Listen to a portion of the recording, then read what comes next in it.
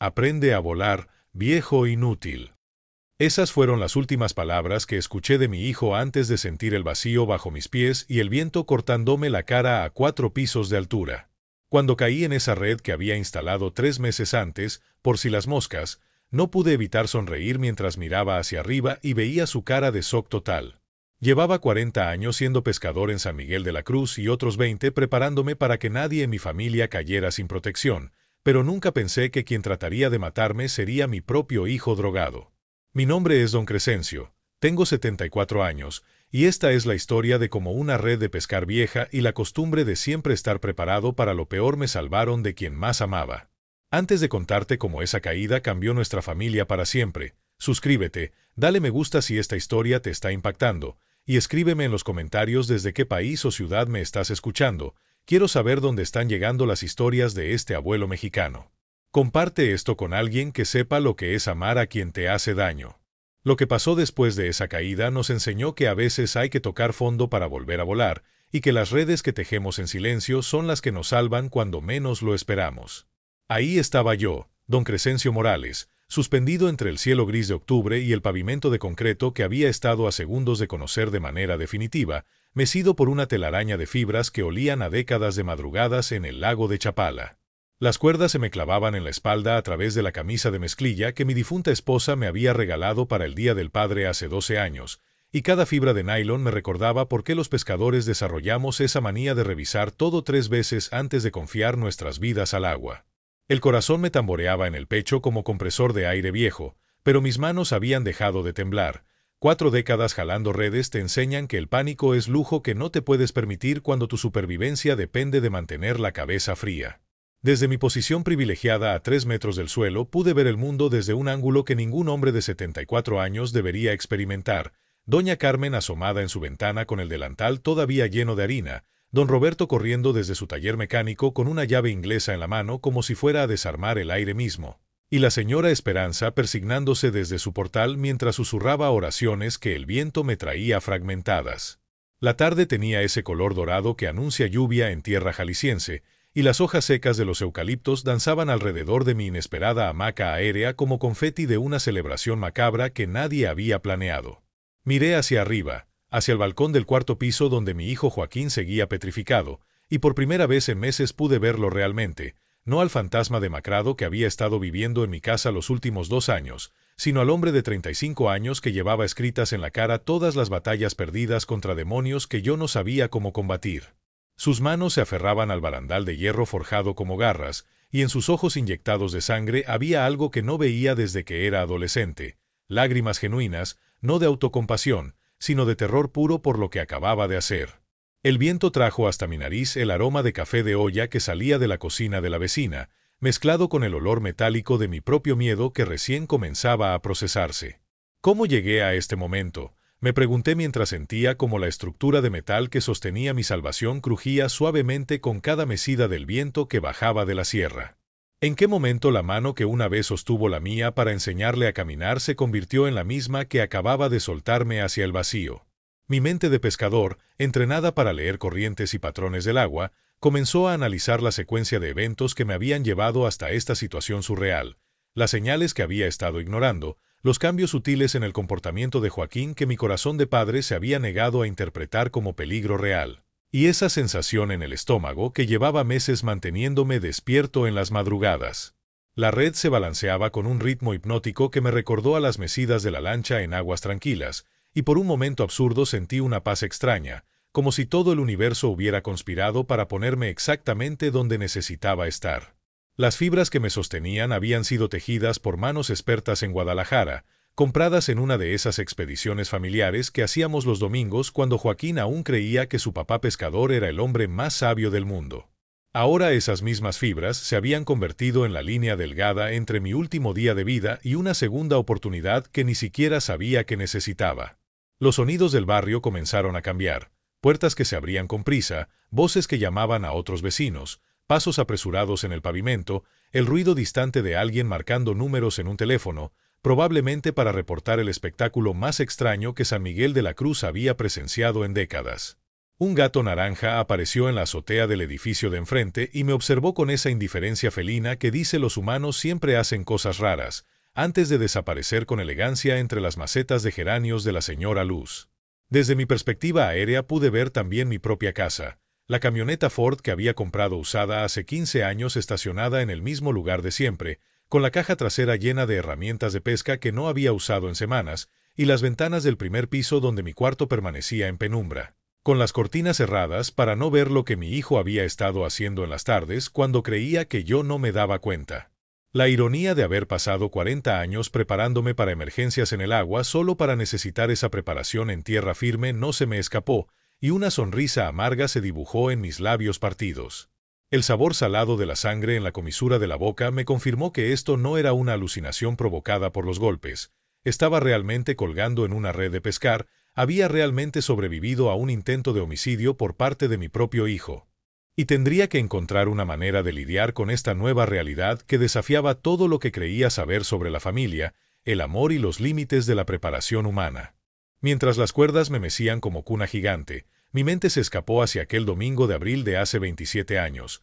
cuando Joaquín tenía apenas 8 años y sus ojos brillaban con esa curiosidad pura que solo tienen los niños que aún creen que el mundo está lleno de magia esperando ser descubierta. Ese día habíamos llegado al embarcadero de Chapala antes del amanecer, y él llevaba puesta esa gorra de béisbol roja que le quedaba enorme pero que se negaba a quitarse porque decía que lo hacía ver como pescador de verdad, igual que su papá, y sus manitas regordetas luchaban por cargar la red pequeña que yo le había tejido especialmente para él. Una red en miniatura que era perfecta para atrapar pececillos de colores en las orillas del lago mientras yo trabajaba con las redes grandes en aguas más profundas. Papá, ¿por qué los peces no se ahogan en el agua?, me había preguntado esa mañana mientras observaba fascinado cómo los primeros rayos de sol convertían la superficie del lago en un espejo dorado, y yo le había explicado con paciencia infinita que los peces respiraban diferente, que tenían branquias en lugar de pulmones. Y él había asentido muy serio antes de preguntar si algún día podría respirar bajo el agua como los peces para acompañarme en mis aventuras submarinas.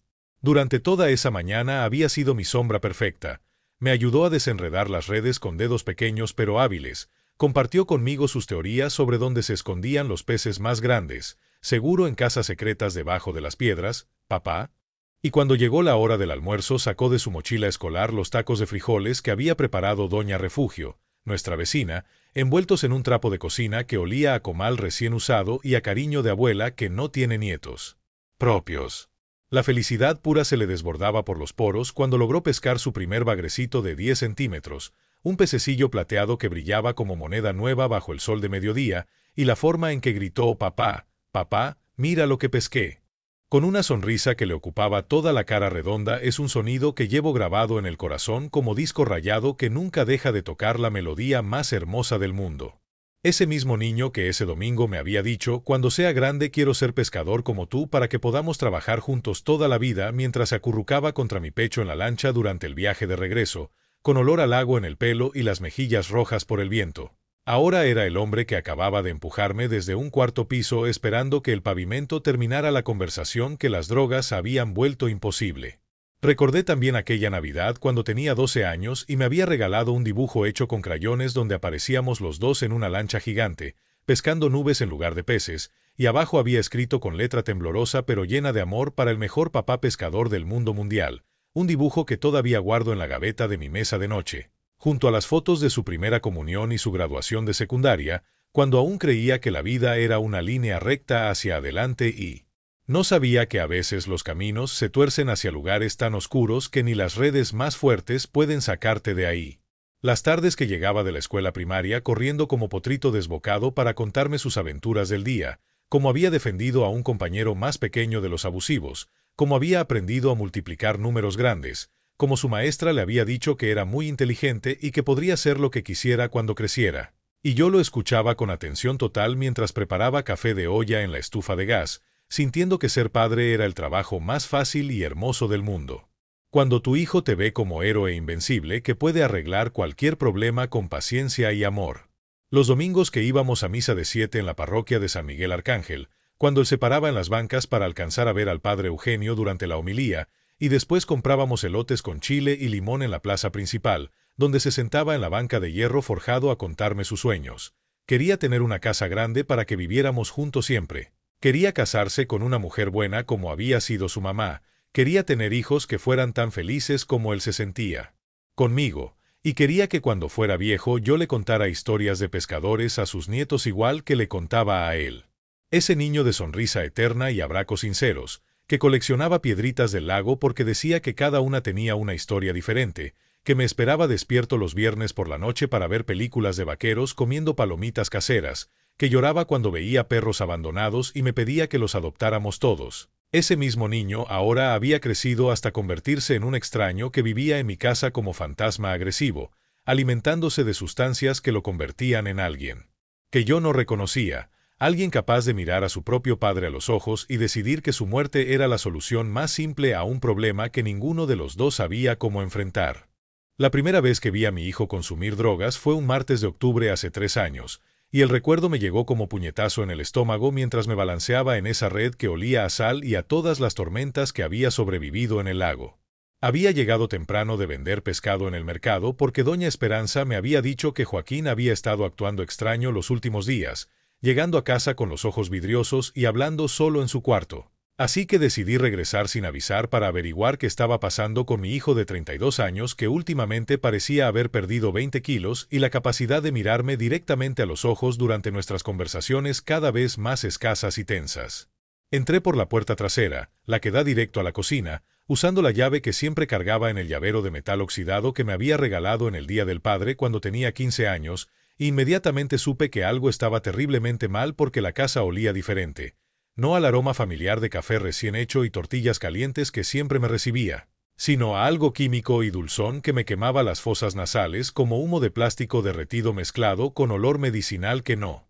sabía identificar pero que me hacía sentir náuseas instantáneas. Los sonidos también eran diferentes. En lugar del silencio normal de la tarde o el ruido de la televisión viendo noticias, escuchaba una respiración agitada que venía del cuarto de Joaquín, acompañada de murmullos incoherentes y el sonido metálico de algo que se golpeaba repetitivamente contra una superficie dura, como monedas cayendo en una lata vacía pero más irregular, más desesperado. Me quité los zapatos de trabajo para no hacer ruido en las baldosas frías del pasillo, y cada paso que daba hacia su habitación se sentía como caminar hacia el borde de un precipicio del que sabía que no habría regreso, porque hay verdades que una vez descubiertas cambian para siempre la forma en que vemos a las personas que amamos. Especialmente cuando esas personas son pedazos de tu propio corazón caminando por el mundo con nombre y apellido. La puerta de su cuarto estaba entreabierta apenas unos centímetros, lo suficiente para que pudiera ver sin ser visto, y lo que vi me partió el alma de una manera tan brutal que todavía,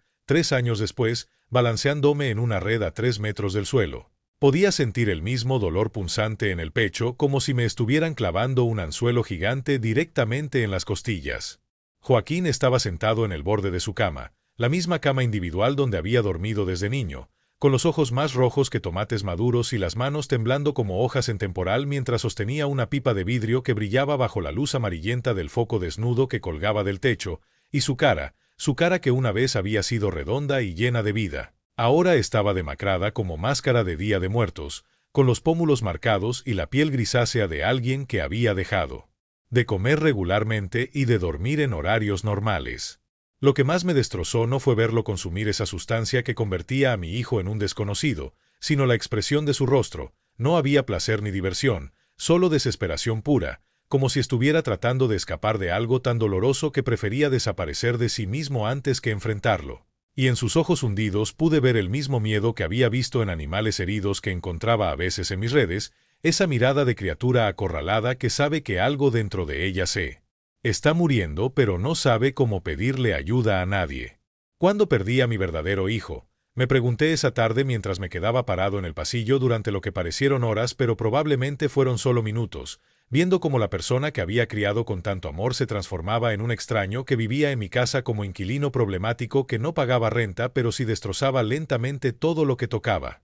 incluyendo mi paz mental y mi capacidad de dormir sin pesadillas. Esa noche, cuando finalmente encontró las fuerzas para salir de su cuarto y fingir normalidad durante la cena, intenté hablar con él sobre lo que había visto, pero fue como tratar de conversar con un actor que había olvidado su papel original y ahora improvisaba líneas de una obra de teatro que no entendía. respondiendo a mis preguntas con evasivas y mentiras tan transparentes que dolían más que la verdad directa porque significaban que ya no me consideraba digno de su confianza ni siquiera para pedirme ayuda. Los meses siguientes fueron una lenta agonía de ver cómo el niño que había sido mi compañero de pesca, mi cómplice en aventuras dominicales, mi razón de vivir después de que su madre nos abandonara, se convertía gradualmente en un fantasma agresivo que entraba y salía de casa a horas extrañas, que desaparecía por días sin explicaciones, que vendía las herramientas de trabajo que yo había coleccionado durante décadas para conseguir dinero para sus vicios, y que me miraba con una mezcla de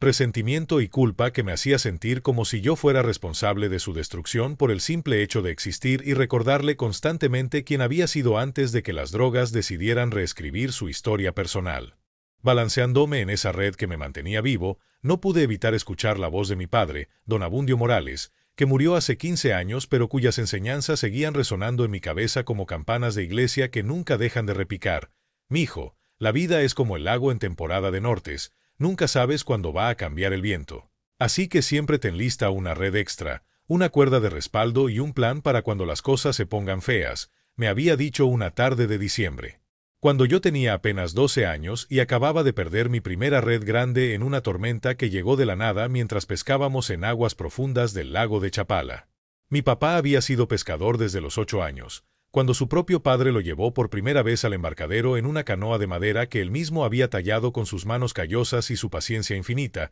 y durante los 60 años que dedicó a sacar sustento del agua desarrolló una filosofía de vida que se resumía en una frase simple pero profunda. Prepárate para todo, espera lo mejor, pero nunca te confíes porque la vida tiene maneras muy creativas de recordarte quién manda. Recuerdo con claridad dolorosa cómo olían sus manos cuando regresaba de sus jornadas de pesca, a escamas plateadas, a lodo fresco del fondo del lago, a sol concentrado en la piel bronceada, y a esa mezcla particular de agua dulce y sudor honesto que solo tienen los hombres que se ganan la vida trabajando con las fuerzas de la naturaleza en lugar de contra ellas. Y cuando me abrazaba al llegar a casa esos aromas se me pegaban en la ropa como promesas de que algún día yo también conocería los secretos que el agua guarda para quienes la respetan sin temerle. Era un hombre pequeño de estatura pero gigante de sabiduría práctica, con ojos color miel que parecían ver 3 movimientos adelante en cualquier situación, como jugador de ajedrez que siempre está anticipando las jugadas del oponente, y tenía la costumbre de silbar melodías inventadas mientras reparaba redes en el patio de nuestra casa humilde. Melodías que cambiaban de ritmo dependiendo de qué tan complicado fuera el problema que estuviera resolviendo con sus dedos expertos que podían tejer nudos con los ojos cerrados.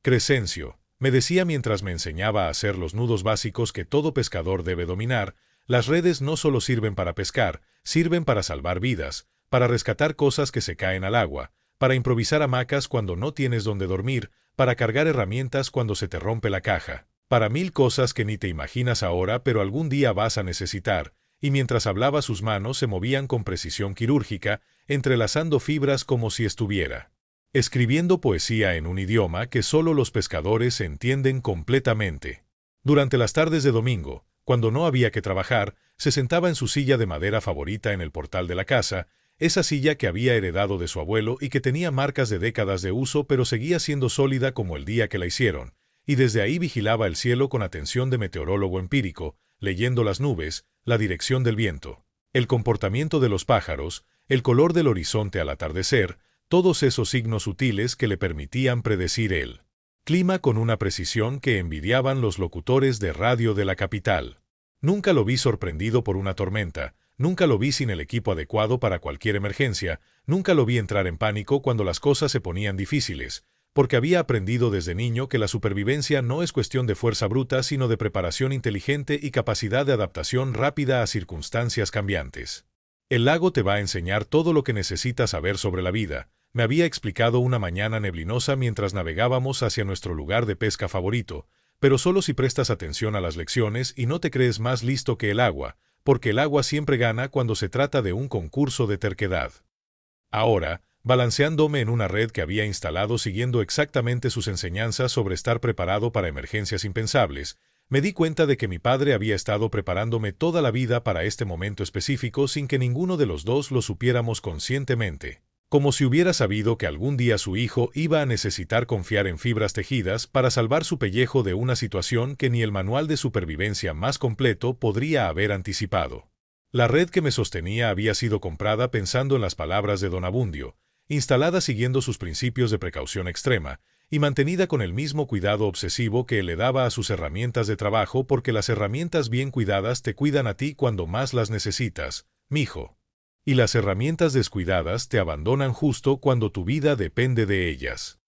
40 años de madrugadas en el lago de Chapala me habían enseñado que las manos son los ojos del pescador, que cada textura cuenta una historia diferente y que la supervivencia depende de leer esas historias con la punta de los dedos como si fueran páginas de braille escritas por la naturaleza misma, y ahora, suspendido en mi red salvadora, podía sentir en las palmas de mis manos callosas cada una de esas 4 décadas de aprendizaje convertidas en conocimiento puro que me mantenía vivo. Contra todas las probabilidades. Las primeras cicatrices en mis dedos las había ganado a los 14 años, cuando me corté con un anzuelo oxidado mientras aprendía a armar las líneas de pesca nocturna, y el dolor punzante de esa herida me enseñó que en el agua no hay espacio para la distracción ni para los errores de principiante, porque cada descuido se cobra su precio en sangre y a veces en algo mucho más valioso que eso. Durante las tempestades de julio, cuando el viento norte convertía las aguas tranquilas del lago en un monstruo de olas grises que golpeaban la lancha como puños gigantes, había aprendido a leer la tensión de las cuerdas mojadas solo con tocarlas,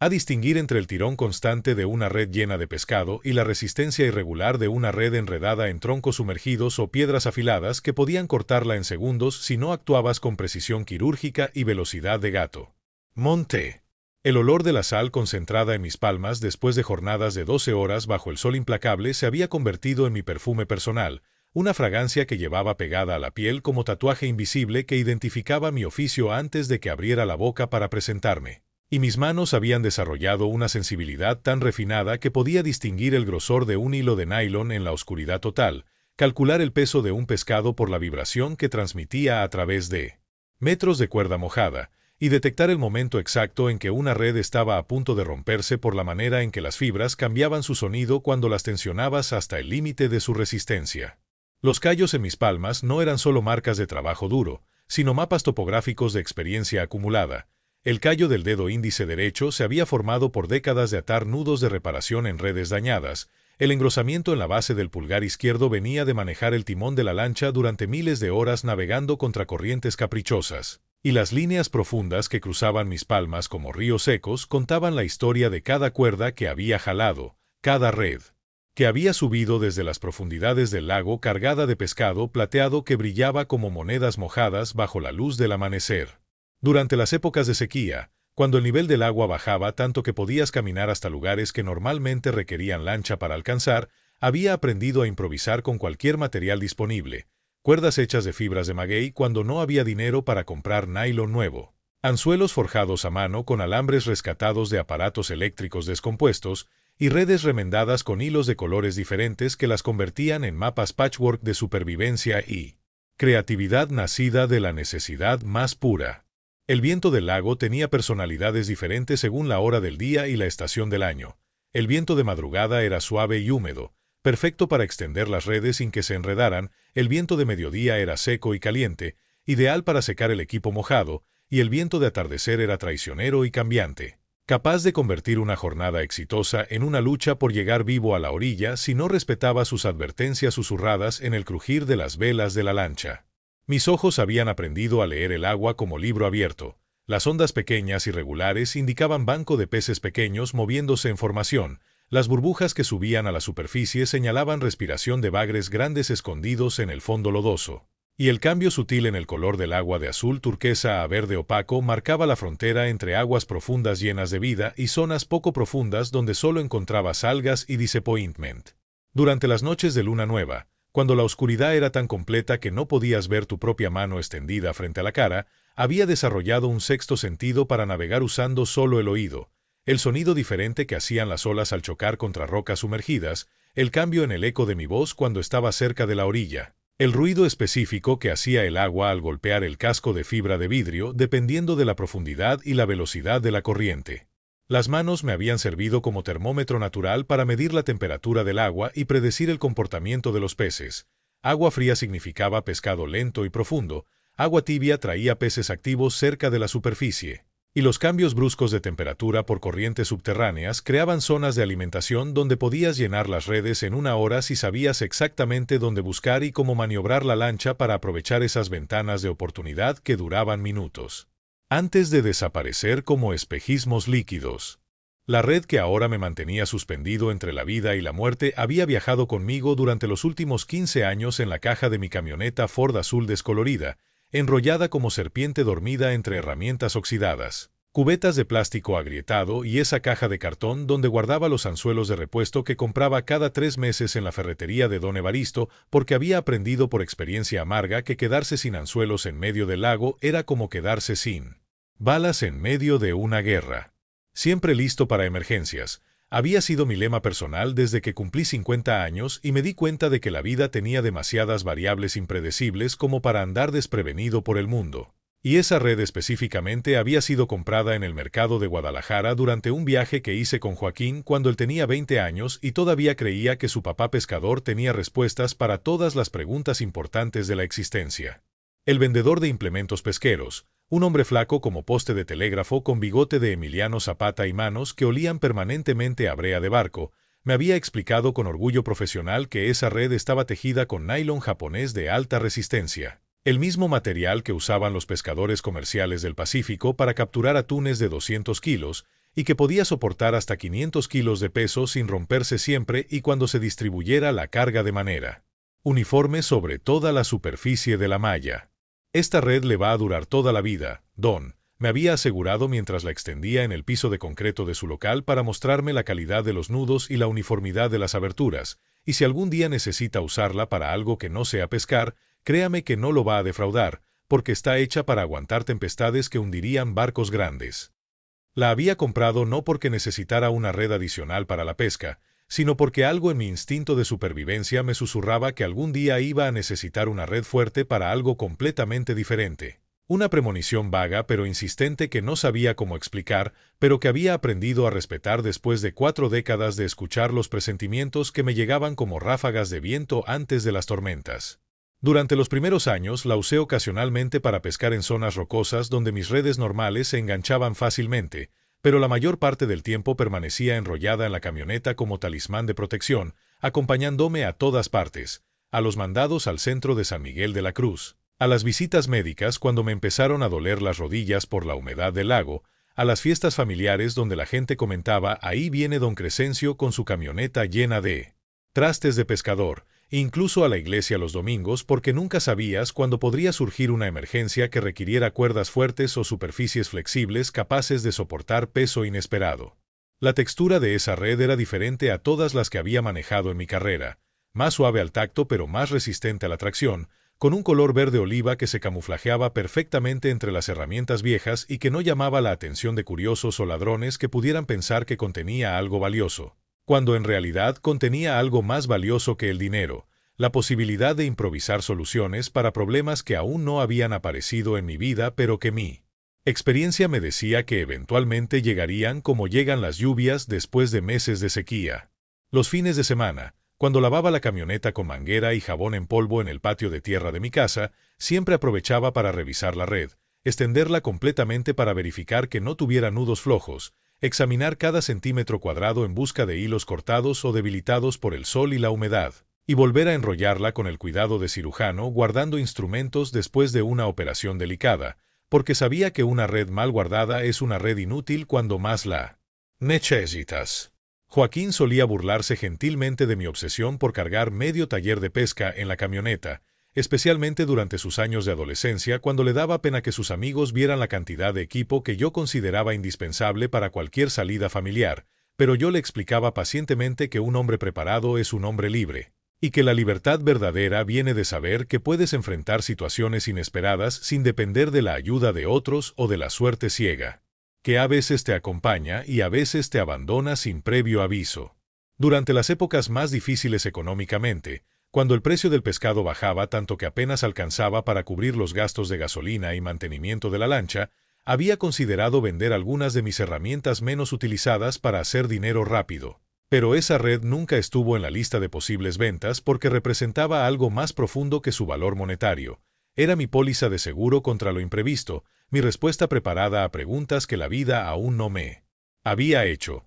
mi manera de demostrarle al destino que don Crescencio Morales no se dejaba sorprender fácilmente por las crisis que llegan sin tocar la puerta. El primer día que mi hijo me puso las manos encima fue un viernes de julio, hace exactamente 4 meses, cuando el termómetro marcaba 38 grados a la sombra y el aire acondicionado que había comprado usado 3 años antes había decidido rendirse justo cuando más lo necesitábamos, llenando la casa de un calor pegajoso que se metía por todos los poros y convertía cualquier conversación en campo minado de irritabilidad y nervios expuestos como cables pelados. Joaquín había llegado el jueves por la noche después de desaparecer 5 días sin dar explicaciones, con esa cara demacrada de zombi que ya me resultaba familiar, pero que ese día tenía algo diferente. Algo más oscuro en los ojos hundidos que me hizo sentir por primera vez en mi vida que no reconocía absolutamente nada del niño que había criado con tanto amor y paciencia infinita durante 35 años de dedicación total. Había estado buscando dinero por toda la casa como rata desesperada,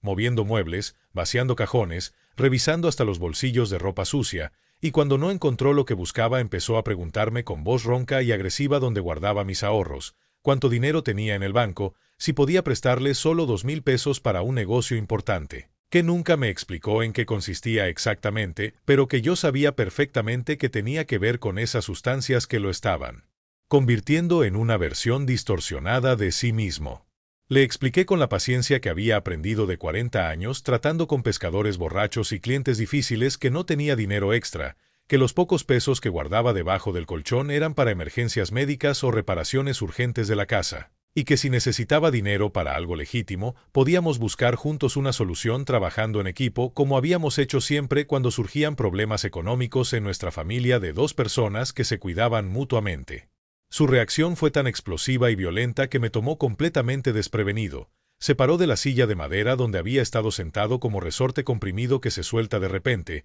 caminó hacia donde yo estaba lavando trastes en el fregadero de la cocina con movimientos de depredador que acecha a su presa. Y antes de que pudiera procesar lo que estaba pasando sentí sus manos agarrándome los hombros con fuerza de tenazas industriales mientras me gritaba a 2 centímetros de la cara con aliento que olía a productos químicos y a días sin cepillarse los dientes: «Eres un pinche viejo tacaño que se hace pendejo. Yo sé que tienes dinero escondido. Dámelo ahora o te vas a arrepentir de haberme tenido». La forma en que me zarandeó contra el fregadero hizo que los platos se estrellaran contra el piso de cerámica con ruido de cristales rotos que sonó como campanadas funerarias, y por primera vez en 74 años de existencia sentí miedo real de un miembro de mi propia familia, no el miedo abstracto a las preocupaciones normales de la paternidad, sino terror físico concreto de que este hombre que tenía mis genes y mi apellido fuera capaz de lastimarme seriamente si no le daba lo que exigía con esa desesperación de animal acorralado que lo hacía impredecible y peligroso. ¿Es mi hijo o la droga?, me pregunté mientras sentía como sus dedos se clavaban en mis hombros viejos con fuerza suficiente para dejar moretones que tardaron 2 semanas en desaparecer. Y la respuesta que llegó a mi mente como puñalada en el estómago fue que ya no importaba la diferencia porque ambos habitaban el mismo cuerpo y ambos representaban una amenaza real para mi seguridad física y emocional. Cuando finalmente me soltó, después de gritarme durante lo que parecieron horas pero probablemente fueron solo minutos eternos,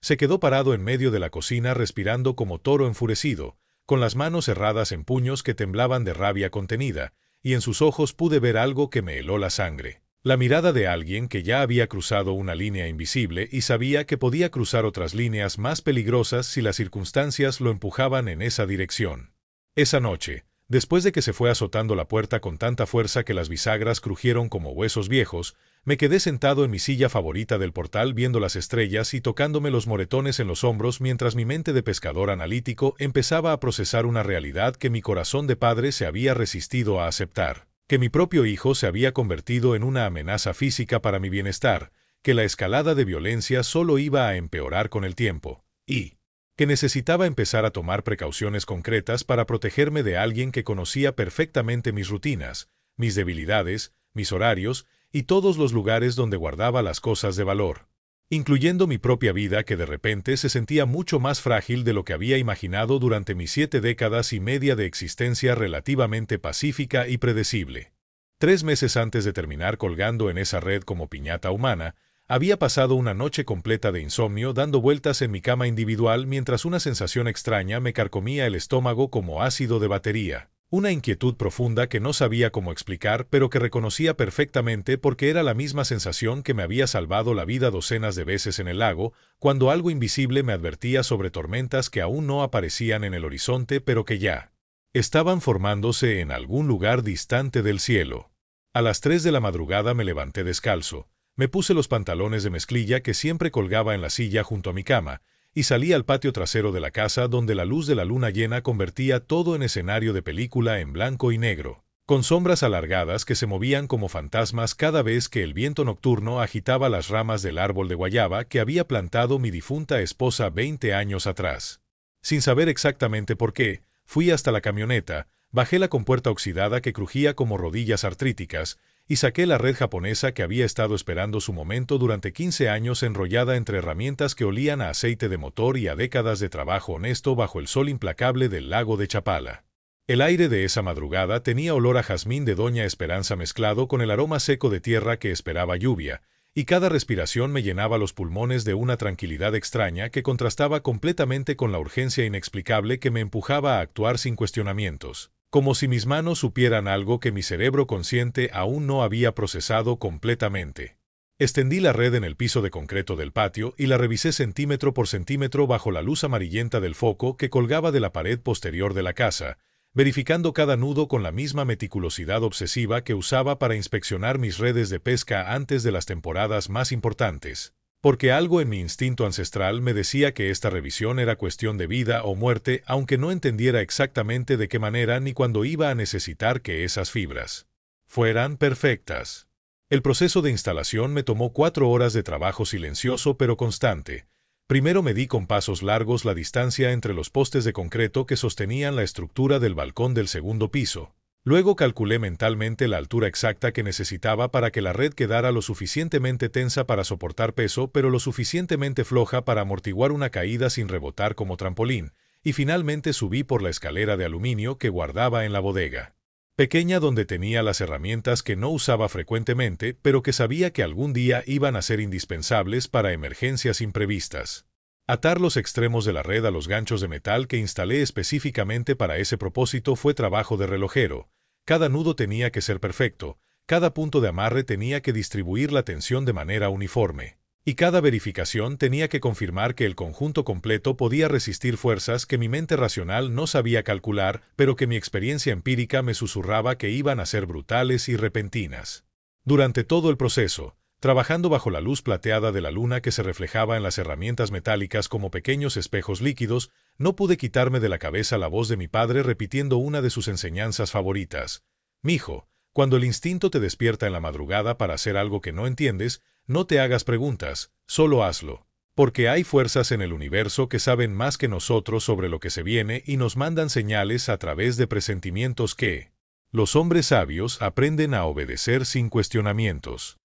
El sonido de las cuerdas tensándose contra los ganchos de metal era música familiar para mis oídos entrenados en 4 décadas de manejar redes bajo presión, pero esa noche cada sonido tenía una resonancia diferente, más grave, más definitiva, como si las fibras supieran que no estaban siendo preparadas para capturar pescados, sino para algo mucho más importante y personal. Cuando terminé la instalación, cerca de las 7 de la mañana con el sol empezando a pintar de dorado las nubes bajas que anunciaban otro día de calor sofocante, me quedé parado en el patio contemplando mi obra con satisfacción extraña. La red quedó perfectamente horizontal, prácticamente invisible desde la calle, pero sólida como hamaca gigante capaz de detener la caída de un hombre adulto sin problemas técnicos. Esa misma mañana, cuando Joaquín se levantó cerca del mediodía con cara de resaca emocional y ojos hinchados por otra noche de excesos químicos, le pregunté casualmente si había notado algo diferente en el patio, y él apenas alzó la vista de su café frío para decir «No, papá,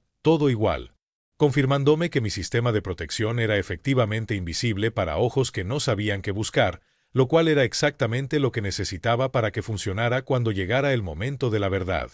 Que mi instinto ya sabía que era inevitable. El día que mi hijo decidió convertirme en lección de vuelo forzoso comenzó como cualquier martes normal de octubre, con el café de olla hirviendo en la estufa de gas mientras yo escuchaba las noticias de la mañana en la radio portátil que tenía desde hace 15 años y que funcionaba perfectamente a pesar de las caídas, los golpes y la humedad del lago que había soportado durante tantos años de acompañarme en mis jornadas de pesca. Joaquín había salido el lunes temprano diciendo que iba a buscar trabajo en una construcción del otro lado de Chapala. Y yo había creído esa mentira porque necesitaba creer que todavía quedaba algo rescatable del hombre responsable que había sido antes de que las drogas reescribieran su personalidad como virus informático que corrompe archivos importantes hasta volverlos irreconocibles. La primera señal de que algo andaba terriblemente mal llegó a las 2 de la tarde, cuando escuché su voz desde la calle gritando obscenidades contra vecinos imaginarios mientras luchaba con la cerradura de la puerta principal como si fuera rompecabezas imposible diseñado específicamente para torturarlo.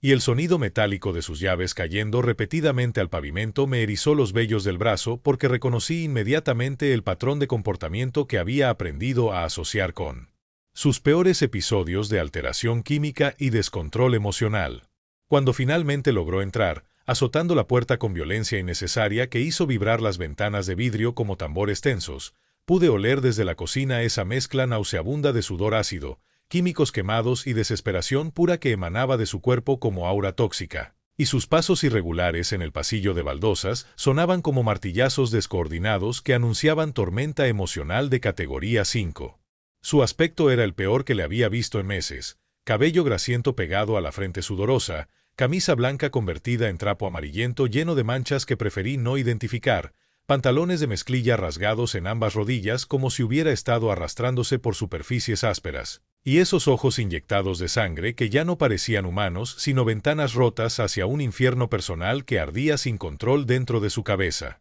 ¿Dónde está mi dinero, viejo de mierda?, fueron sus primeras palabras después de irrumpir en la cocina como tornado humano, sin saludar, sin preguntar cómo estaba, sin ningún vestigio de los modales básicos que le había enseñado durante su infancia cuando todavía me escuchaba con respeto y cariño genuino. Le respondí con voz tranquila pero firme que no tenía su dinero porque nunca le había pedido dinero prestado, que si necesitaba ayuda económica podíamos hablar civilizadamente como padre e hijo que se respetan mutuamente, y que por favor se calmara porque su actitud agresiva no iba a resolver ningún problema real sino crear problemas nuevos que ninguno de los dos necesitaba en nuestras vidas ya suficientemente complicadas. Su risa fue lo más escalofriante que había escuchado en mis 74 años, una carcajada hueca y metálica que no tenía nada de humor sino pura malicia concentrada, como sonido que haría un demonio si pudiera reírse de la ingenuidad humana. Y esa risa me confirmó que el Joaquín real había desaparecido completamente y lo que tenía frente a mí era una cáscara animada por sustancias que convertían a las personas en versiones monstruosas de sí mismas.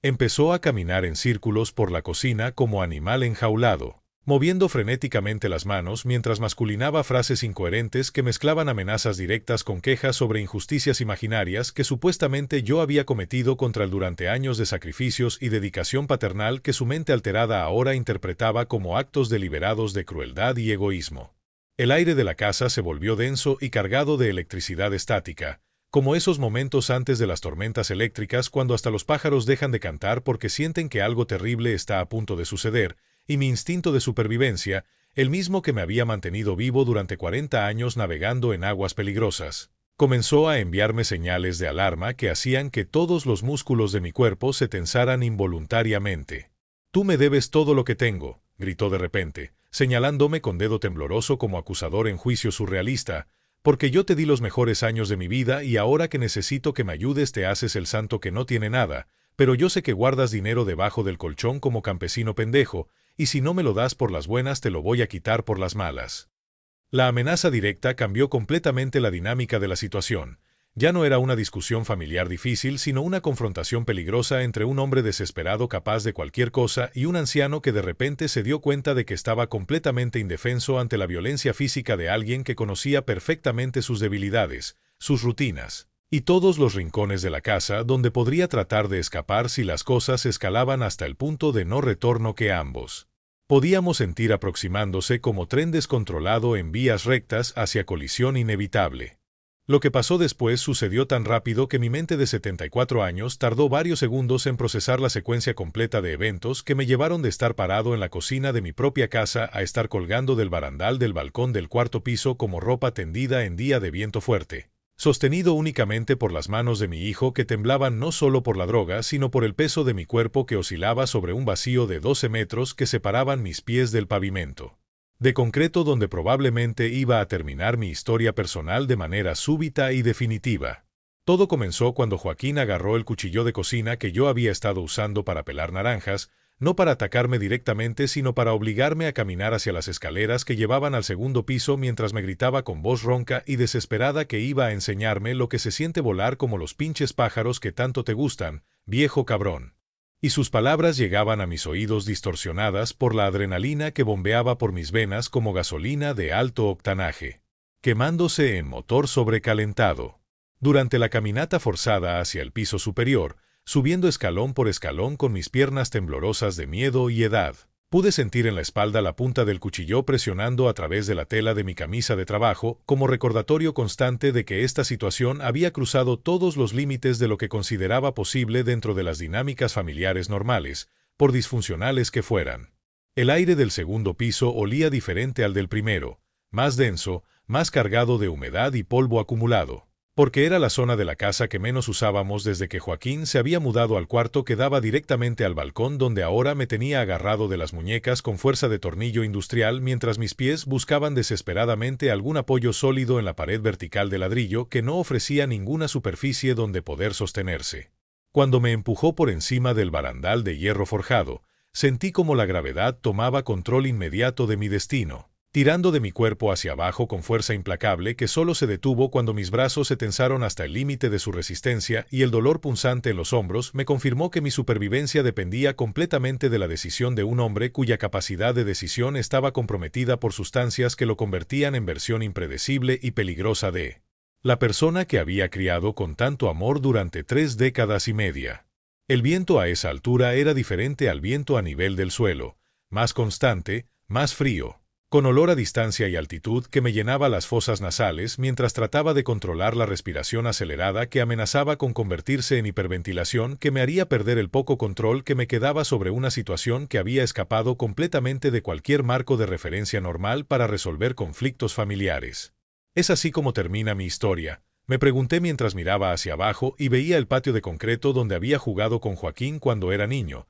donde habíamos asado carne los domingos familiares, donde él había aprendido a andar en bicicleta con mis manos sosteniéndolo para que no se cayera. Y ahora ese mismo patio se había convertido en destino final potencial para un anciano que había dedicado su vida entera a proteger y cuidar al hombre que ahora decidía si dejarlo caer o darle una segunda oportunidad de seguir respirando. Las manos de Joaquín estaban empapadas de sudor nervioso que hacía resbaladizo el agarre en mis muñecas, y pude sentir cómo sus dedos se aflojaban gradualmente no por decisión consciente, sino por fatiga muscular de sostener 68 kilos de peso muerto durante varios minutos que se sentían como horas eternas de suspenso mortal. Desde mi perspectiva invertida, colgando como murciélago humano, pude ver su cara desde un ángulo que nunca había visto antes, la barbilla sudorosa, los orificios de la nariz dilatados por el esfuerzo físico, y especialmente los ojos que por primera vez en meses no estaban completamente perdidos en la neblina química, sino enfocados con claridad dolorosa en la realidad de lo que estaba haciendo y las consecuencias irreversibles que su acción tendría sobre nuestras 2 vidas para siempre.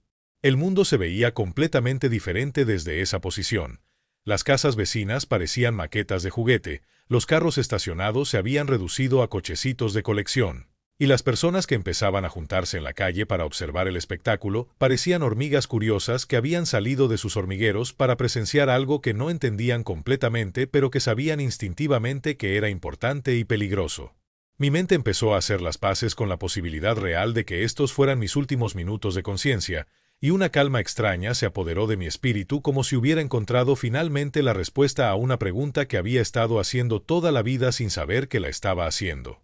El momento exacto en que las manos de Joaquín se abrieron y me soltaron al vacío fue como despertar de una pesadilla para entrar en otra pesadilla más extraña. Primero sentí la liberación repentina de la presión en mis muñecas, seguida inmediatamente por esa sensación de caída libre que solo experimentas en sueños donde te despiertas sobresaltado justo antes de tocar el suelo, excepto que esta vez no me iba a despertar en mi cama, sino que iba a continuar cayendo hasta encontrarme con la realidad física más dura que existe en el universo. Durante los primeros 2 segundos de caída, Mientras el viento me azotaba la cara con furia y mis brazos se movían instintivamente buscando algo a que agarrarse en el aire vacío, pude escuchar el grito desgarrado de Joaquín desde arriba. Un sonido que no era de satisfacción ni de venganza cumplida, sino de horror puro al darse cuenta de que acababa de soltar a su propio padre hacia una muerte segura y que no había manera de deshacer lo que acababa de hacer en un momento de locura química que duraría el resto de su vida como pesadilla recurrente. El aire que cortaba mi cuerpo durante la caída tenía sabor metálico y olor a adrenalina concentrada,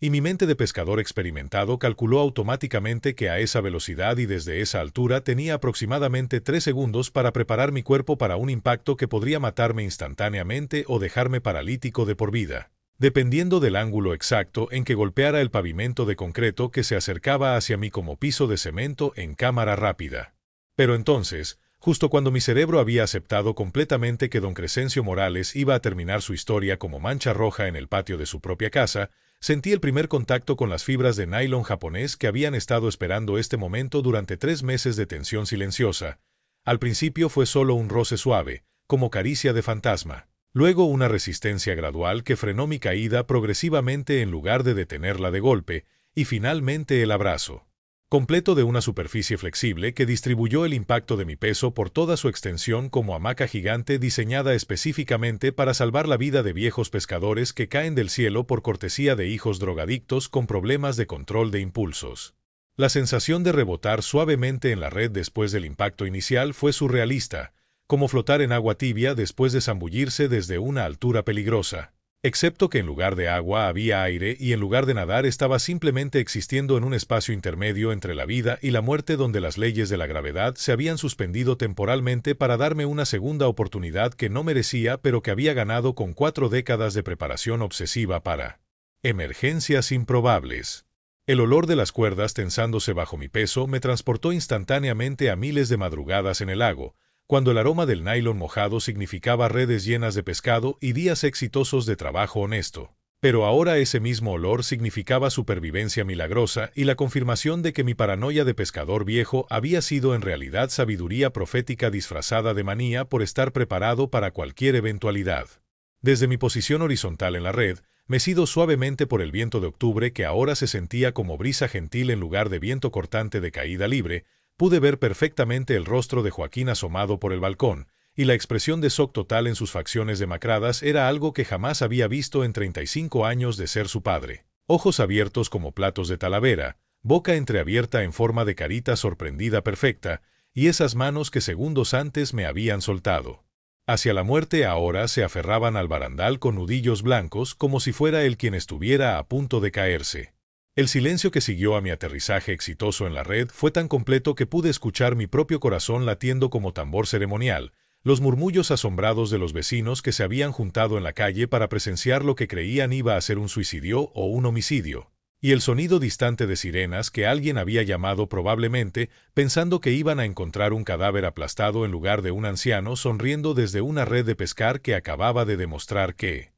40 años de experiencia leyendo el comportamiento impredecible del agua se traduce perfectamente en capacidad para anticipar el comportamiento igualmente impredecible de hijos bajo la influencia de sustancias que los convierten en versiones peligrosas de sí mismos. La ironía de haber sobrevivido a un intento de asesinato por parte de mi propio hijo usando las mismas habilidades de preparación que había aprendido para protegerlo a él cuando era niño no se me escapó, y una sonrisa que mezclaba alivio, tristeza y satisfacción profesional se dibujó en mi cara magullada mientras contemplaba cómo las decisiones que tomamos en madrugadas de insomnio, guiados por instintos que no sabemos explicar racionalmente, a veces resultan ser la diferencia entre seguir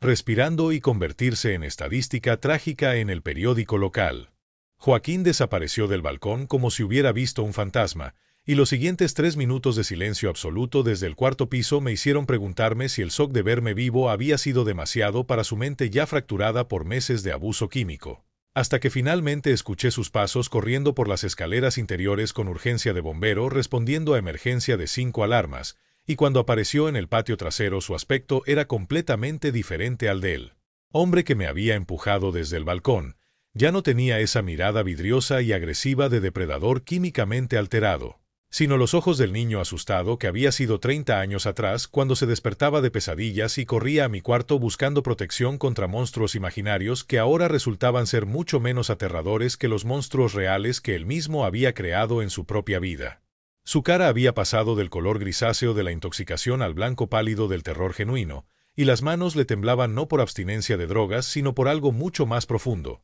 la comprensión súbita y brutal de que acababa de intentar matar a su propio padre, que había cruzado una línea que no sabía que existía hasta el momento en que la cruzó, y que por algún milagro incomprensible yo seguía respirando cuando por lógica debería estar convertido en charco de sangre y huesos rotos en él. Pavimento que conocía desde niño. «¿Papá? ¿Qué es esto?», me preguntó con voz quebrada mientras se acercaba lentamente a la red donde yo seguía meciendo suavemente como bebé en cuna gigante, y sus palabras salieron con dificultad, como si tuviera la garganta llena de arena seca, señalando con dedo tembloroso la estructura que me había salvado la vida con expresión de completa incredulidad que mezclaba asombro, culpa y una curiosidad infantil que no había visto en sus ojos desde que las drogas habían empezado a reescribir su personalidad.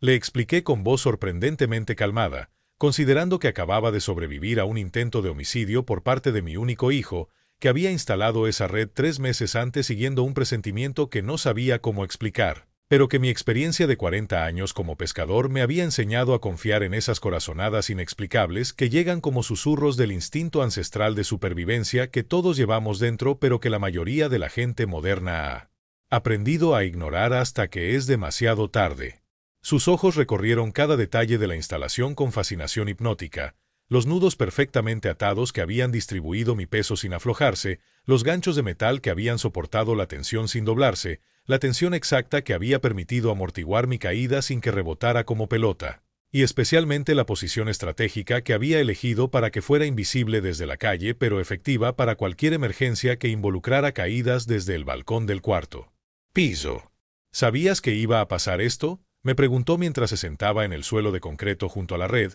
con las piernas cruzadas como indio en consejo de guerra, y por primera vez en meses su voz tenía matices de vulnerabilidad genuina en lugar de la agresividad constante que había caracterizado todas nuestras conversaciones recientes. Le dije que no sabía específicamente qué iba a pasar, pero que algo en mi estómago me había estado advirtiendo durante semanas que se acercaba una situación peligrosa que requeriría preparación especial, y que después de 4 décadas navegando en aguas impredecibles había aprendido que cuando tu instinto te despierta en la madrugada para hacer cosas que tu mente racional no entiende, lo más sabio es obedecer sin hacer preguntas porque hay fuerzas en el universo que saben más que nosotros sobre los patrones ocultos que conectan el presente con el futuro. Las lágrimas que empezaron a rodar por sus mejillas demacradas no eran lágrimas de autocompasión ni de frustración por haber fallado en su intento homicida, sino lágrimas de reconocimiento doloroso, reconocimiento de que su padre lo conocía mejor de lo que él se conocía a sí mismo, de que había estado protegiéndolo incluso contra su propia violencia destructiva,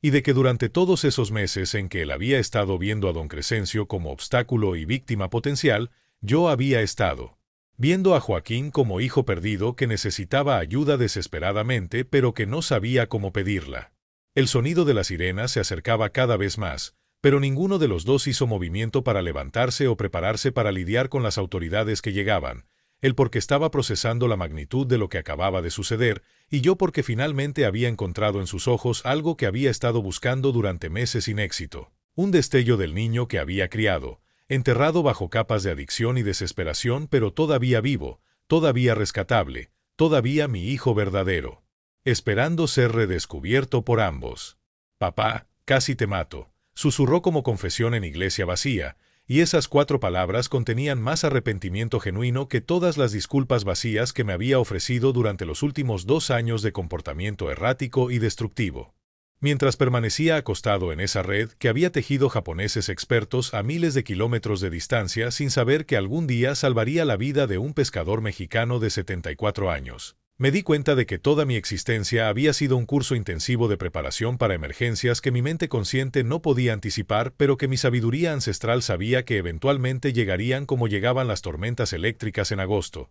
sin avisar, con furia destructiva, y exigiendo respuestas inmediatas para problemas que no habías considerado hasta el momento exacto en que se volvían cuestión de supervivencia. La filosofía de estar siempre listo no había empezado conmigo sino 3 generaciones atrás, con mi bisabuelo Anastasio que había sobrevivido a la Revolución Mexicana cargando siempre una pistola escondida, dinero cosido en el forro de su sombrero, y un caballo de repuesto atado detrás de su casa para escapar rápidamente cuando los federales o los revolucionarios decidían que su pueblo necesitaba ser pacificado con balas y fuego que no distinguían entre combatientes y civiles inocentes. Mi abuelo Eustaquio había heredado esa mentalidad de precaución extrema y la había adaptado a los tiempos de postrevolución, cuando los peligros ya no eran ejércitos armados sino sequías prolongadas, inundaciones repentinas y crisis económicas que podían convertir a familias prósperas en mendigos de la noche a la mañana si no tenían reservas de comida, agua y herramientas básicas para sobrevivir periodos largos de escasez.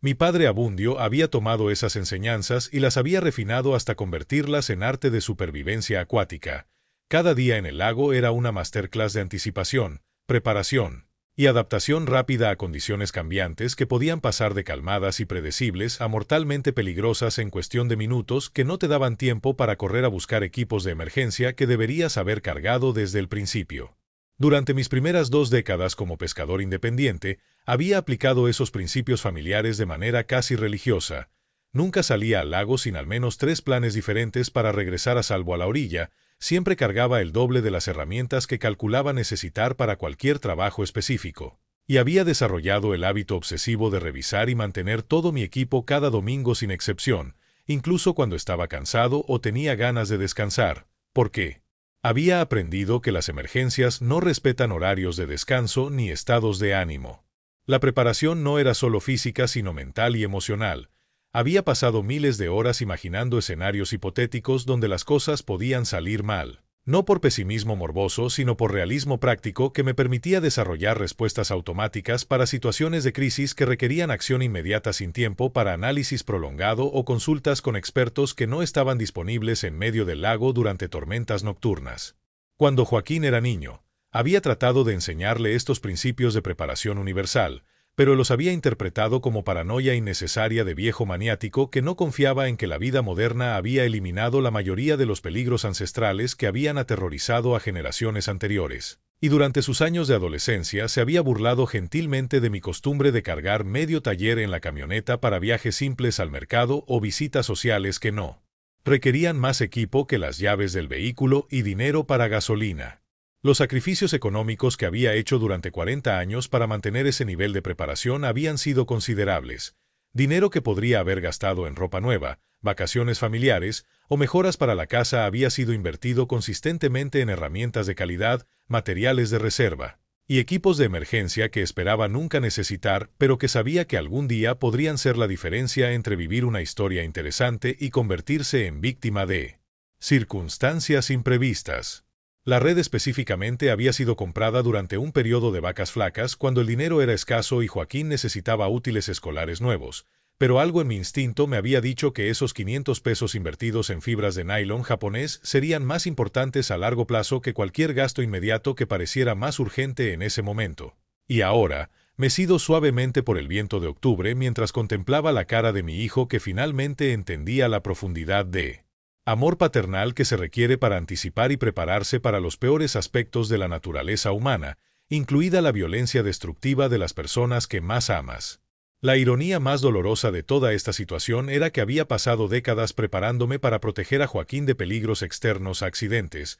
enfermedades, problemas económicos, violencia de extraños, pero nunca se me había ocurrido que el peligro más grande para mi supervivencia vendría de él mismo. Convertido en extraño peligroso por sustancias que habían reescrito su código emocional hasta volverlo capaz de acciones que el niño original jamás habría considerado posibles. Lo que ninguno de los dos habíamos entendido hasta ese momento de claridad brutal, con él sentado en el suelo junto a mi red salvadora y yo mecido por el viento como bebé en hamaca gigante, es que ambos habíamos estado esperando ser rescatados, pero habíamos estado buscando el rescate en las direcciones equivocadas. Yo había estado tratando de rescatarlo de las drogas usando métodos tradicionales de paternidad amorosa que ya no funcionaban con una mente alterada químicamente, y él había estado tratando de rescatarse de su dolor interno usando sustancias que solo profundizaban el hoyo de desesperación del que trataba de escapar como prisionero cavando túneles que lo llevaban más lejos de la superficie en lugar de acercarlo a la libertad.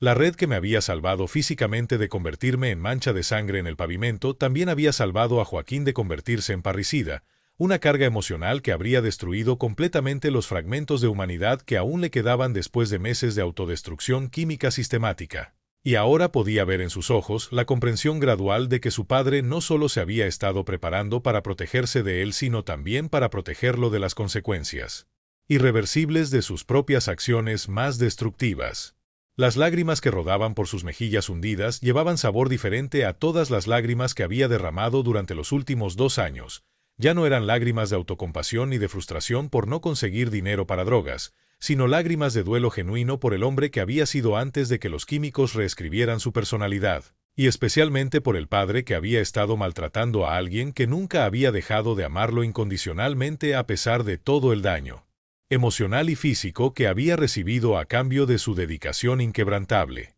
Los dos necesitábamos ser salvados, me dijo con voz ronca pero clara, más clara de lo que había sonado en meses, mientras tocaba delicadamente una de las cuerdas de la red como si fuera instrumento musical sagrado que acababa de tocar la melodía más importante de nuestras vidas, y en esas 6 palabras pude escuchar el eco del niño inteligente que había sido, capaz de entender conexiones complejas entre causas y efectos que los adultos a veces tardamos décadas en procesar completamente. Le dije que tenía razón, que yo también había necesitado ser salvado de la desesperación de ver a mi único hijo destruirse lentamente sin poder hacer nada efectivo para detener esa destrucción, salvado de la soledad de vivir con un fantasma agresivo que tenía la cara de mi hijo pero ya no su alma, y salvado especialmente de la culpa paralizante de preguntarme constantemente qué había hecho mal como padre para que el niño más dulce del mundo se convirtiera en alguien capaz de empujarme desde un balcón. El sonido de las sirenas se había detenido en la calle, y podíamos escuchar voces de policías y paramédicos organizándose para entrar a la propiedad, pero ninguno de los dos estaba preocupado por las complicaciones legales porque sabíamos instintivamente que lo que acababa de suceder entre nosotros era más importante que cualquier proceso burocrático. Era el primer momento de comunicación real y honesta que habíamos tenido en más de 2 años de convivencia tóxica y malentendidos dolorosos. Joaquín se puso de pie lentamente, con movimientos cuidadosos de hombre que no quiere asustar a nadie más, y me extendió la mano para ayudarme a salir de la red, un gesto simple pero cargado de simbolismo porque era la primera vez en meses que me ofrecía ayuda física en lugar de amenazas o demandas agresivas.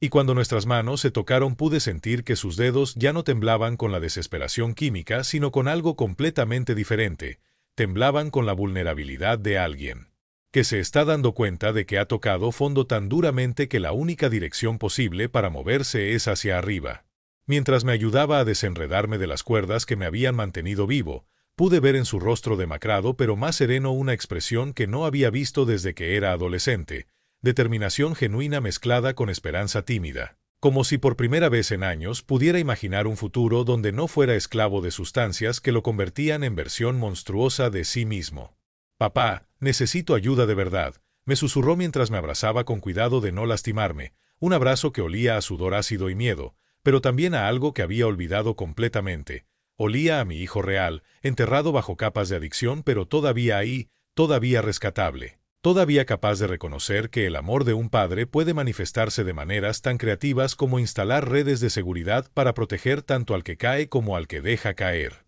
Los dos habíamos aprendido en esos pocos minutos colgando entre la vida y la muerte que el rescate verdadero no siempre viene de donde esperamos. A veces viene de fibras japonesas instaladas por instinto en madrugadas de insomnio. Y a veces viene del shock brutal de darse cuenta de que puedes perder para siempre lo que más amas si no dejas de destruirlo con tus propias manos desesperadas. 6 meses después de mi vuelo involuntario desde el balcón del 4º piso, mientras escribo esta historia en el mismo patio donde aterricé en mi red salvadora que ahora guardo cuidadosamente enrollada en la bodega como reliquia familiar que algún día le contaré a mis nietos y Dios me da esa bendición. Me he dado cuenta de que todos en esta vida andamos tendiendo redes invisibles sin saber exactamente para qué las vamos a necesitar, pero siempre con la esperanza secreta de que cuando llegue el momento de la caída libre, física o emocional, tengamos algo tejido con amor y previsión que nos detenga antes de estrellarnos contra el fondo más duro de nuestra existencia. Las redes que tejemos no siempre son de nylon japonés comprado en mercados de Guadalajara.